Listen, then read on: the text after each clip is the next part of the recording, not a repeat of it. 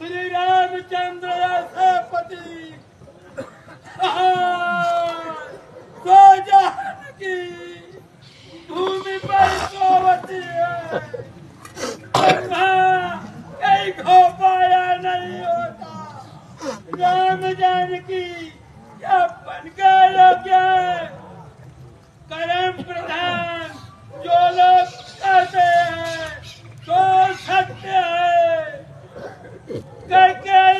मंदिर कठिन टेढ़ापन किया, जिसने राम जानकी को दुख के समय दुख दिया।